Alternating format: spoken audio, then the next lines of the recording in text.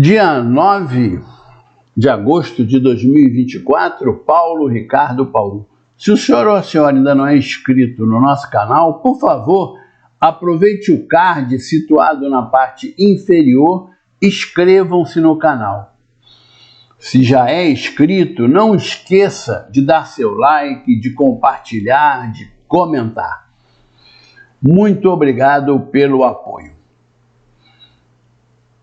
Eu inicio esse vídeo enaltecendo uma iniciativa de bombeiros do movimento SOS Bombeiros, pelo que eu entendi, que eles, na ação civil pública, essa que está em andamento, né, na luta pelo grão para todos, eles fizeram uma petição.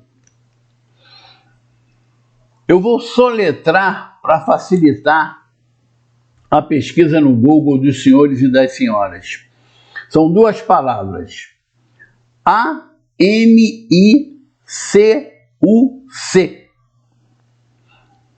C-U-A. Perdão. C-U-R-I-A-E.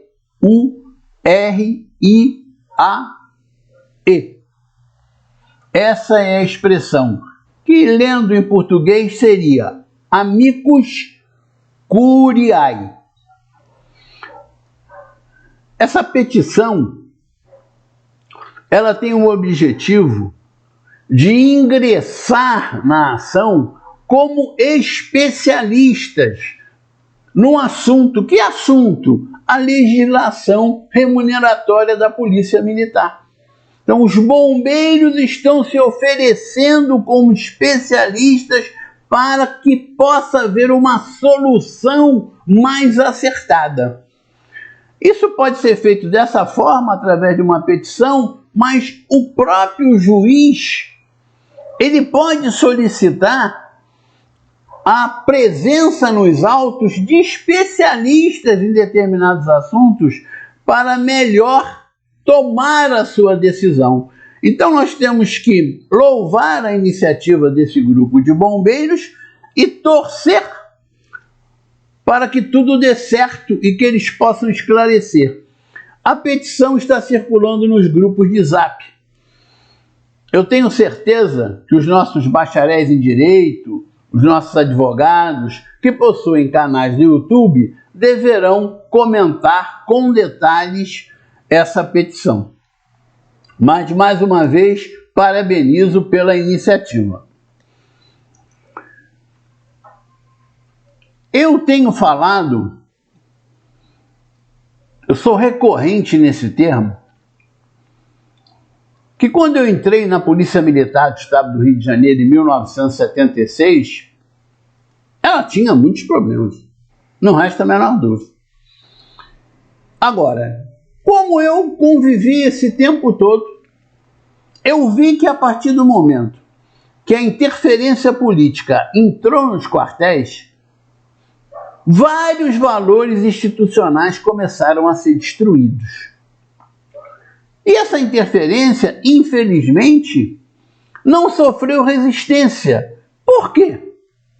Porque também existe, junto com o político que quer interferir, o interesse das pessoas em aproveitarem essa interferência de alguma forma. Então criou um mecanismo que interessa aos dois, ao político, que quer ganhar votos, e aqueles que querem se beneficiar da interferência dos políticos nos processos institucionais. Nós estamos vivendo um momento de total desarranjo. Eu recebi, por exemplo, uma mensagem que está circulando nos grupos de Zap, que eu não posso confirmar e não posso desmentir, no tocante ao fato de que daqui a 2 anos, nesse período de 2 anos, nós teremos 14 mil subtenentes na Polícia Militar. Bem, a Polícia Militar é uma estrutura triangular. Ela tem que ter uma base grande e tem que ir afunilando até o topo. Muitos soldados, poucos coronéis. Infelizmente, isso foi completamente danificado.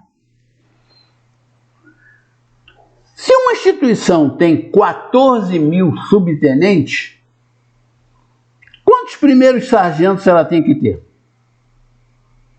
Vamos fazer a título, só para ter uma referência, vamos aproveitar em cada graduação e vamos acrescentar 2 mil. Se ela daqui a 2 anos terá 14 mil subtenentes, ela deveria ter então 16 mil primeiros sargentos, 18 mil segundos sargentos, 20 mil terceiros sargentos, 22 mil cabos, 24 mil soldados. Aí nós teríamos a estrutura triangular sendo mantida. Essa realidade, não. Coronel, o senhor vai ser mais um a falar contra a promoção por tempo de serviço? Claro que não. Até porque todo mundo quer ser promovido. Eu lembro lá atrás, quando se falava de criar essa promoção por tempo de serviço, e olha que é muito tempo, hein? Falava-se o seguinte: está difícil de dar aumento, vamos estabelecer uma forma de promover, porque com a promoção a pessoa tem um aumento. Essas medidas, elas só podem ser temporárias, para resolver um problema de momento. Elas não podem perdurar para sempre. Tem que ser feito um estudo técnico profissional, até quando isso vai durar, até quando essa lei vai ser aplicada, até quando ela é necessária para a instituição. E isso vale para qualquer promoção. Para a promoção de 32 anos para coronel, para a promoção de 25 anos de major para tenente-coronel, da promoção para capitão por tempo de serviço. Isso vale para todas. Essas legislações, elas têm que atender o interesse institucional do momento e o interesse também pessoal, é claro. Mas quando se usa politicamente, isso vai sendo mantido. E hoje nós não temos mais uma estrutura triangular na Polícia Militar. Sendo verdade o contido na mensagem, nós teremos daqui a 2 anos 14 mil subtenentes. Quantos soldados nós teremos daqui a 2 anos? Quantos cabos? O nosso número de coronéis da ativa já é muito grande.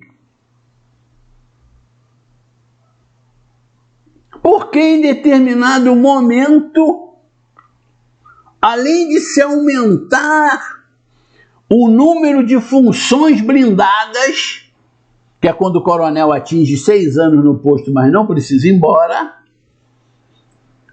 começou-se a promover aqueles que estavam cedidos a outros órgãos, que nunca poderiam ser promovidos a coronel. Segundo a Constituição, não poderiam ser promovidos a coronel, porque quem está agregado só pode ser promovido por antiguidade. E coronel não pode ser promovido por antiguidade. Mas dá-se um jeitinho. É bom para o político e é bom para aquele que é promovido. Mas para a instituição, ter um número de coronéis além do necessário é bom? Não. Um número de tenentes-coronéis além do necessário é bom? Não. Porque aí começa a acontecer uma coisa completamente maluca. E aí eu vou entrar num outro ponto. Dizem que a polícia militar tem uma carência de efetivo. O próprio secretário de Segurança atual falou isso recentemente. Só que a polícia militar tem quase 3.000 cedidos a outros órgãos. Como é que pode isso? Ah, mas são órgãos que são do interesse da polícia militar. Mas pelo que eu sei, até a SEDAI é um desses órgãos. Como a SEDAI pode ser um órgão de interesse da polícia militar? A SEDAI, quando eu era tenente, quando eu era aluno, era um ponto crítico. Naquela época que se falava em terrorismo, né? Então, onde existiam postos da SEDAI, existia lá o policiamento que nós supervisionávamos. Ali era um ponto crítico, um ponto que poderia acontecer algum ato de sabotagem, por exemplo. Agora, SEDAI, ser do interesse da Polícia Militar ou do Corpo de Bombeiros Militar, não vejo como. Aliás, nem sei se atualmente é, mas eu me lembro que já foi. Então são esses jeitinhos que vão deformando tudo. Aí nós pegamos no governo Sérgio Cabral, que ele aproveitou um modelo que foi usado em frente ao 2º Batalhão, deu o nome daquilo de UPP, que não tinha esse nome, e saiu espalhando pelo estado do Rio de Janeiro como a solução para a redução da criminalidade. Nós chegamos a ter 9.000 policiais militares nas UPPs. Faltando policial na rua, e nós tínhamos 9.000 policiais nas UPPs. Nós tínhamos policiais nas UPPs que residiam em outros municípios. Qual foi a solução adotada? Começou-se a pagar a passagem desses policiais militares para que eles se deslocassem, porque o salário não dava, o vencimento não dava. Olha os absurdos que nós permitimos que acontecessem para não contrariar o político.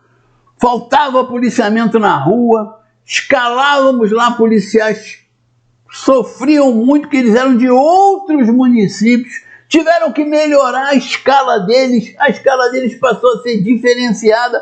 Olha a confusão! Estamos falando de tempos atrás. As condições de trabalho dele eram péssimas, eu fui em várias UPPs. Hoje, o secretário de Segurança está querendo tirar, parece que 1.000 policiais militares das UPPs. Está querendo acabar com algumas, está querendo reunir algumas em uma só. É um modelo que não deu certo, mas que politicamente nós engolimos. Não vamos ficar mal com o governador, não vamos ficar mal com o político. Isso está dando certo, isso está dando voto. Cabral foi reeleito, Cabral elegeu seu sucessor. Não preciso dizer depois o que aconteceu. Então são essas coisas, essas interferências que mexem em tudo na Polícia Militar e no Corpo de Bombeiros. Temos agora o caso da GRAM, que é um absurdo total e completo, totalmente inexplicável. Existe o direito está previsto na lei federal, está previsto na lei estadual, está previsto na própria lei que criou o sistema de proteção social, e o governador não paga. E com isso, ele está contribuindo também para violar um outro valor que está se perdendo, a disciplina. Como pode um primeiro, um segundo sargento da ativa ganhar mais que um subtenente da reserva remunerada ou reformado que recebe soldo do posto acima de segundo tenente, como é que esse sargento pode ganhar mais que esse subtenente? Isso viola a hierarquia, isso viola a disciplina. Como eu falei em vídeo recente, que também foi uma informação que me foi passada por um estudioso da Polícia Militar, quem está saindo tenente agora, como não terá o triênio, o que vai acontecer? Daqui a 10 anos, 12 anos, vai ser promovido a capitão e vai ganhar menos que o subtenente. Como é que pode os dois na ativa, o capitão ganhar menos que o subtenente? É preciso consertar essas coisas. Quem pode consertar? Os ativos. Para consertar, tem que resistir ao interesse político. Tem que resistir. Tem que abrir mão um pouco dos seus interesses pessoais para resistir ao interesse político. Tem que fazer trabalhos técnicos profissionais para demonstrar o que vai acontecer no futuro se continuar assim. Qual será o futuro das próximas gerações se nós continuarmos atuando como estamos atuando hoje? E repito, eu não sou contra de forma nenhuma a promoção por tempo de serviço, até porque se eu fosse contra a promoção por tempo de serviço, eu estaria sendo meio que hipócrita, né? Vamos dizer assim, porque a minha turma foi promovida a capitão pela lei dos 10 anos, mas porque não tinha vaga.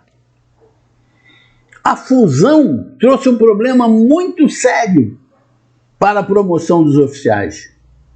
Lembro disso muito bem.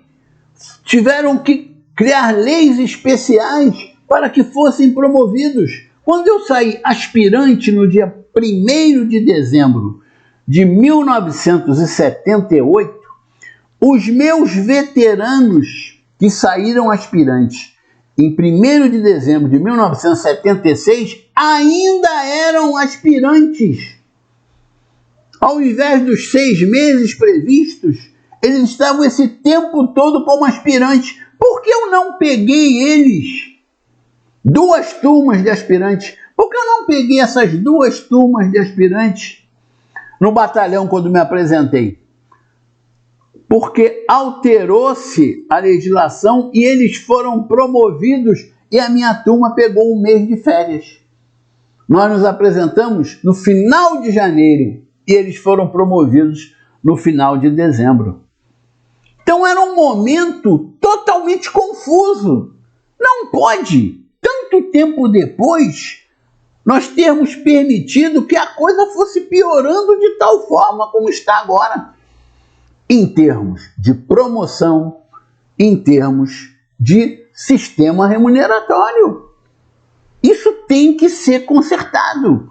Isso tem que ser uma bandeira dos ativos. Repito, eu entendo o interesse pessoal. É muito bom ser promovido.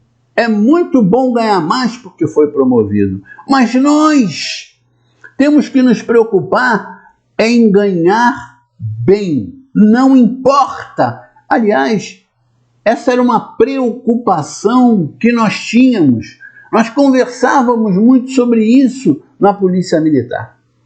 A questão de ser promovido e a questão de ganhar bem. Eu hoje sou um dos coronéis que devo ter um dos menores salários líquidos. Desculpe, proventos líquidos. Se alguém me perguntasse hoje, Paulo, você prefere ser coronel e ganhar o que você ganha? Ou você gostaria de ser capitão e ganhar 10% a mais? Eu não teria a menor dúvida. Eu não vivo do meu posto, eu vivo do meu provento. É Era melhor ser capitão reformado Paú, ganhando mais do que eu estou ganhando hoje como coronel reformado Paú. Então nós temos que focar nisso, focar no vencimento, focar no provento, na pensão. Nós não podemos permitir a violação dos nossos princípios básicos. E nós estamos permitindo. E também faço questão de repetir, a culpa não é de quem está hoje, nesse momento, sendo coronel ou sendo soldado. A culpa vem se arrastando ao longo dos anos. Eu tenho a minha parte, a minha parcela de culpa. Como o senhor ou a senhora que é veterano também tem a sua. Por mais que nós tenhamos esperneado, por mais que eu tenha lutado contra a interferência política, quando estava na ativa, eu só consegui fazer isso na Corregedoria Interna da Polícia Militar. Eu não tinha capacidade, eu não tinha nem competência para fazer essa interferência em outras áreas. Então, está na hora de nós acordarmos para essa realidade.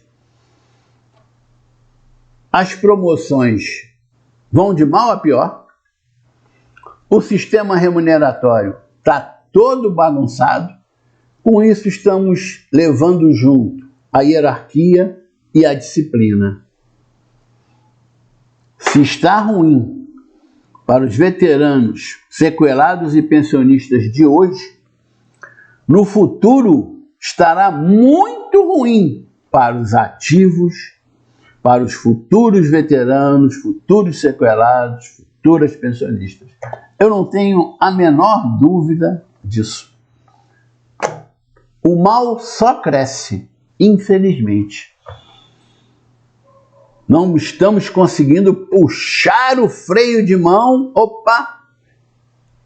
Ou como se falava antigamente, né, quando o ônibus estava muito cheio, todos nós convivemos com isso, que o motorista do ônibus dava um freio de arrumação, ele freava bruscamente, aí o pessoal que estava atrás, né, era jogado para frente, e aí abriam mais espaços no ônibus. Vamos ter que dar um jeito de parar com jeitinho, e vamos ter que ser técnicos o mais rápido possível, em defesa das nossas instituições.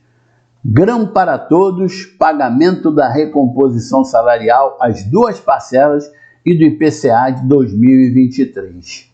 Juntos somos fortes desde 2007.